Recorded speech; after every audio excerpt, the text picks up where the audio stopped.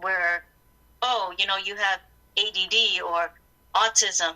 It's always looked upon as something. I think what from my own experience, I think the older generation, they look at it as like a disappointment where, oh no, my child's not normal.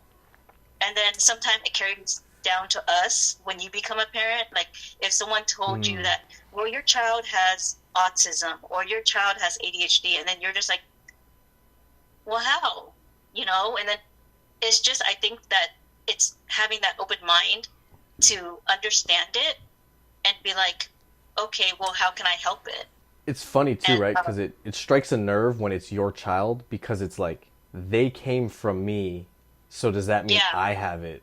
And there's that yeah, ego and the pride that's like in denial, like nah, there's no way, there's no way my kid has it because that means they got it from me and I don't have it. yeah, But the yeah, reality is, even with what you said, where my child's different or whatever, right? Like that itself is true no matter what they have.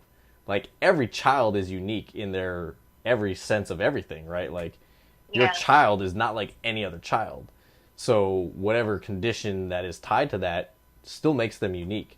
And a lot of times, especially with autism, my experience of it is it's a gift, right? Like there is something, and again, not to use this word in a derogatory way, but there is something actually special within.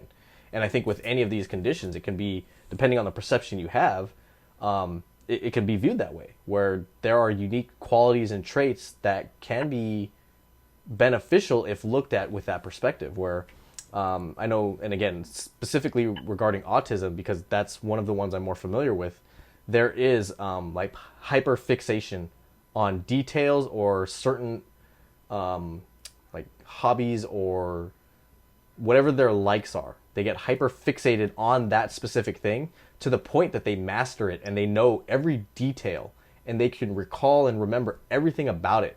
And it's, to me, that's a gift, right? Like that's almost like a yeah, superpower. And so really how yeah, you perceive it and how you look at it is what makes the difference. And I think what we're taught from our culture is like, it goes back to, everything else, where we're taught this one thing and so we kind of carry that on. But having the realization of it and kind of shifting the narrative for ourselves so that it's not looked at in a negative perspective, right?